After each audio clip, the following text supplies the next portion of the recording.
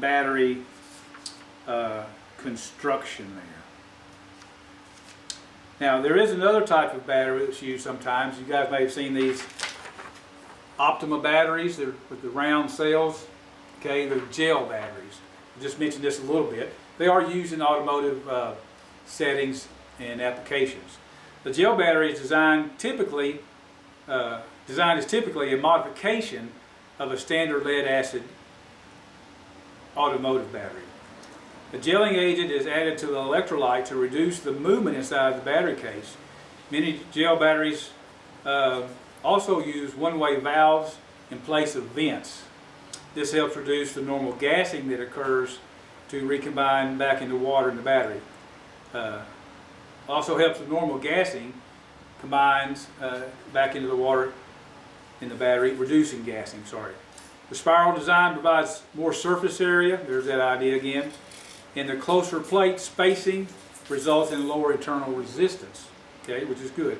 This low resistance provides more power and a smaller battery case and the ability to recharge much faster. Okay, so there's some advantages to those. They deliver a little bit more power. They're also a little less resistance to shock and vibration, and that's why they're often used in off-road vehicles, Jeeps and so forth. Off-road vehicles are use that. Okay, we'll skip page 10 there and just go to page 11. The lead antimony versus the lead calcium.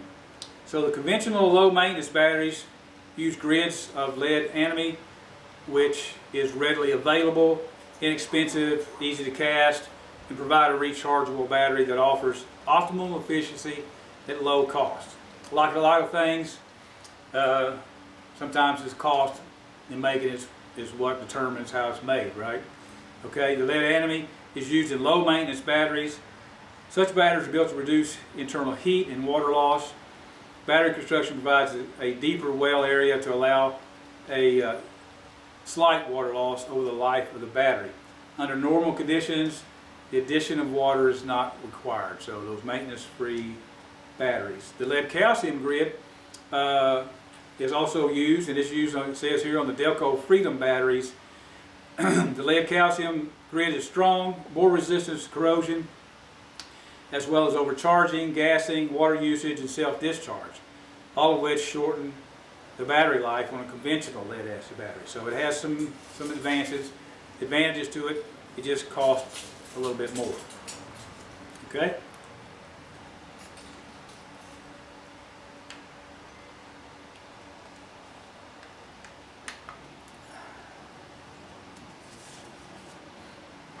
All right.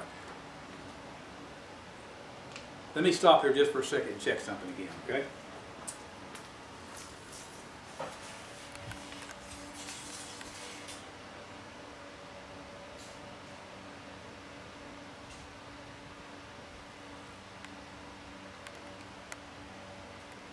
Okay. I've been known to hit the record button, or at least thought I hit the record button and talk for 30 minutes, and then I didn't hit it. So it's just double checking there. My mind's thinking about it. Electrolyte. Okay. Page 11. Battery electrolyte is a mixture of 36% sulfuric acid, SO4, and 64% of distilled water, or HO2 water. Okay. Notice again there, distilled water. Okay. This again, the battery is a chemical reaction. So any chemicals we add to the battery, inadvertently even, with some water, may change the chemical process a little bit. Okay? So tap water has some chemicals in it. All right? Chlorine, fluorine, for your teeth, different things. Okay? So distilled water is what we need to put in the batteries if we need to add any water to the battery, okay? Distilled water. Batteries today have an electrolyte of a specific gravity of 1270 at 68 degrees. There again, temperature has an effect on that. Specific gravity of 1270 when fully charged. Specific gravity is the weight of a given volume of liquid in comparison to the weight of the same volume of water. Water being our standard, there, okay? The higher the specific gravity of the liquid, the denser or thicker that water is, or that solution is. Testing specific gravity will be discussed later on, he says. All right? So, electrolyte. Next page talks a little bit more about the electrolyte on page 12 of our handout. Specific gravity of electrolyte. We can test the specific gravity of electrolyte with a hydrometer or a refractometer. And we use a refractometer well in our engine class the other night, checking antifreeze. Same tool there. Compares to, and so the hydrometer does the same thing. All right? It can compare or measure the specific gravity of the fluid. All right? Electrolyte in a charged battery is stronger and heavier than electrolyte in a discharged battery. Okay? Talk a little bit more about that in a minute. By weight, the electrolyte of a fully charged battery is again 36%, 64%. The specific gravity of water is 1. The specific gravity of sulfuric acid is 1835. Okay? Which means the acid is 1.835 times heavier than water. So the acid by itself is almost twice as heavy as water. Okay? But when we mix them in this solution of 36%, or dilute that acid, with putting in 64% water, then we get the right balance of electrolyte that goes along with the lead acid, or the lead plates in the battery to produce the voltage that we want. Okay? That's really where we get the voltage at. Because as that specific gravity goes down closer to 1, our voltage also goes down that's in the battery. Okay? So it's directly related to the specific gravity of the electrolyte, or the solution of acid and water in the battery. That's where that voltage comes from. All right? So when we put those two together in that ratio, then we get a specific gravity of electrolyte at 1270. So here's a thought for you. As a battery discharges, the specific gravity goes down and can reach 1. So if it reaches the specific gravity of 1, then it's water, right? It's basically just water. All the acid has been absorbed onto the plates, right? Right? As it discharged, all right? And none of it's in the water. So then the voltage goes down, okay? So that's one thing that happens, all right? This is the same, again, as water, thereby allowing the battery to freeze in cold weather, below 32 degrees. So there's another thing that happens. If that battery is discharged that much, and it's cold outside, if it's 32 degrees outside or lower, then the water can freeze in the battery. You can't get a frozen battery, okay? And so why is that important? Okay? Well, you don't want to charge a frozen battery, okay? Don't put a charger on a frozen battery. If you can't get the car, I don't want to say this. You can try jump starting it, but be very careful jump starting it if it's frozen, okay? Now you may not know it's frozen, but if it's really cold outside and the battery's dead, you can't start it, treat it like it's frozen, okay? All right, be very careful. Use a proper jump starting procedure, which we'll talk about later, but be very careful in that, okay? All right. Because you don't want to charge the battery that's frozen, because then the gases get trapped inside of it that occur during charging, right? Those gases can get trapped inside there, not vent properly, and then guess what might happen? You're right. Yeah. It might explode. Okay? The battery might explode then, and that's not a good thing at all. Okay? Not a good thing at all. So, if you have to, take the battery out of the vehicle carefully, take it inside someplace, let it thaw out before you charge it. Okay? Be safe there. Be safe. But that's how that works chemically. Once that specific gravity gets all the way down to 1, well, then basically you just have water in there. Okay? All right, moving on. Battery special handling, page 13. The specific gravity discussion is on page 239 and 240 of your book. Okay? Page 13 of our handout, though. Special handling precautions. All right? Electrolyte inside the battery is a mixture, obviously, we talked about, of acid and water. Sulfuric acid is very corrosive, okay, and can cause severe injury to skin and eyes. Always wear protective gloves, goggles, and apron when servicing a battery. If it gets on your skin, flush with a large quantity of water immediately. If it gets in your eyes, flush with large quantity of water immediately. It says a mild solution of baking soda and water will neutralize the acid. Seek medical attention as soon as possible if you get that in your eyes. Okay? All right, because sulfuric acid will eat through clothing, it is advised to wear proper work clothing when handling batteries. When charging the battery, the hydrogen gas is released. It is also extremely important to keep flames or sparks away from the battery to prevent explosion. There's that word again. They're not kidding, okay? They're not kidding. That's not just on there for, you know, take up space on the deal. That gas that comes off of them when it's charging is highly explosive. The gas, it will explode a whole lot quicker than the liquid will, okay? I have seen batteries explode in that case. Again, that's not pretty. It can get all over you. It can do some damage to your skins, and heaven forbid that it gets in your eyes, okay? It's sulfuric acid, right?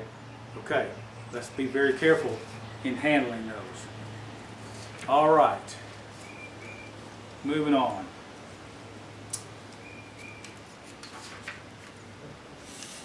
Let's move to page 15, vent caps. Vent caps cover the holes whether are used for adding electrolyte or water. Okay, they're used by design to separate the sulfuric acid mist and the hydrogen gas that forms when the battery charges. The caps are designed for the sulfuric acid mist to condense and to drop back into the battery and allow the hydrogen gas to escape through the vent in the atmosphere. These vent caps are shown in individual cells as shown below. Now, many gel batteries use a one-way check valve in plain vents. Okay, so there's a picture of it, and so it's designed in such a way for the acid to drop back down into the battery but let the gas escape. Some batteries are made that way, some aren't. Okay, all right. Some of them have these vent cap strips like in the picture on the bottom of the page. Okay, and I've got one out here we can look at later. But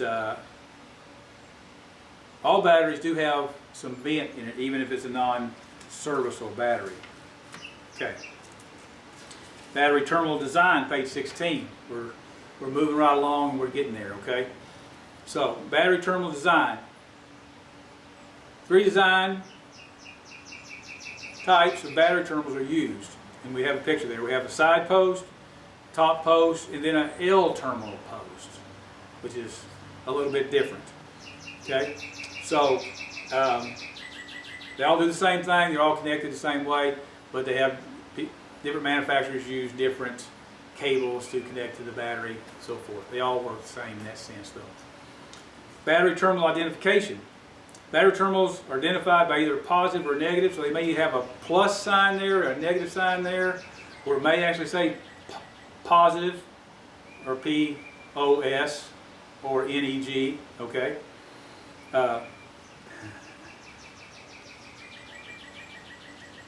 Tricky thing about that sometimes is some positive battery cables may not be red. They're not always red and black, okay? Some positive cables may be black.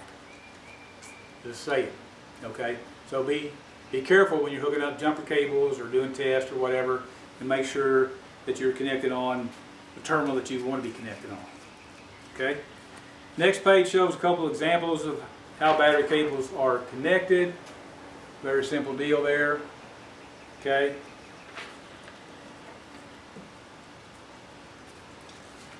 Built-in specific gravity indicator. This is also in your book on page 240 and on page 18 of our handout. Built-in specific gravity indicator. Most maintenance-free batteries, or a lot of maintenance-free batteries, use a built-in single ball hydrometer that measures the specific gravity in one cell, which is located on the top of the battery. Key word there is it only measures the specific gravity of one cell. Okay? How many cells does the battery have? Right, it has 6. Okay? It has 6 cells. So, it's only measured one of them. So, it's an indicator, but it's not conclusive. Okay? Not conclusive. All right?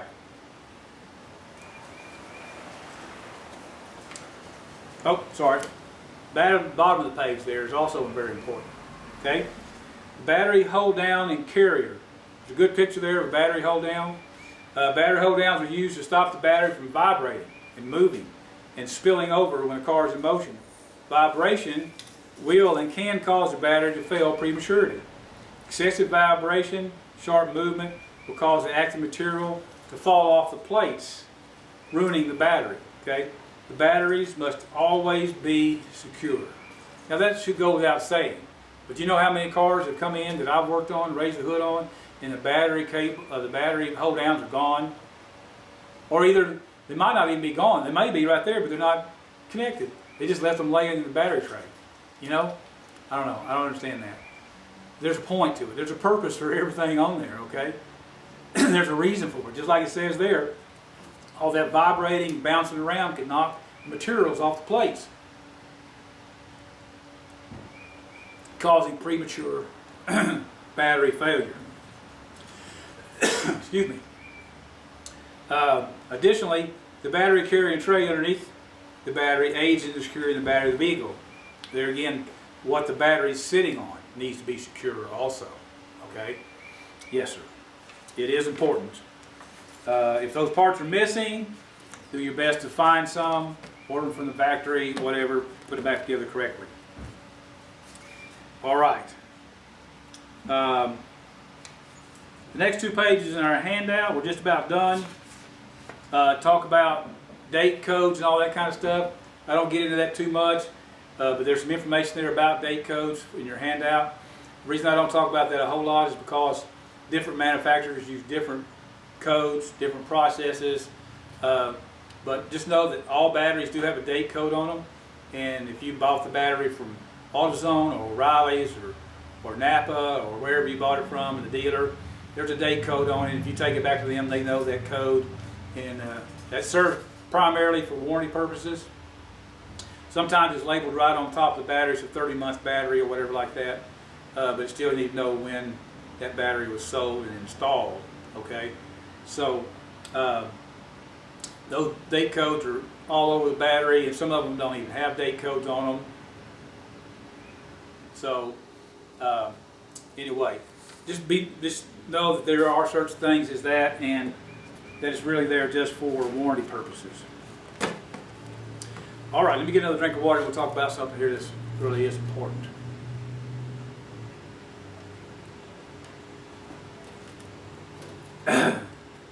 Battery capacity ratings. We talked earlier about capacity, right?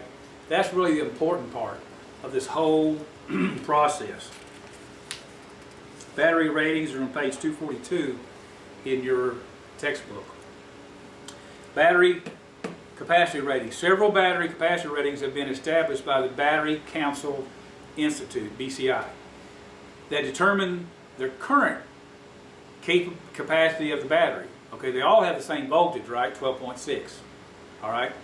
But the current capacity is the indicator of the battery's ability to develop and deliver high amperage current to the starter and to provide reserve power to the electrical system. Very well stated there. These ratings tell us 2 things. It tells us the capacity of the battery to deliver, or the ability for it to deliver under high amperage conditions and then to provide a reserve capacity. Okay, like when you leave your headlights on, something like that. So let's see what they say. Number one. Number one is probably the most important one. Probably why they put it number one. Cold cranking amps.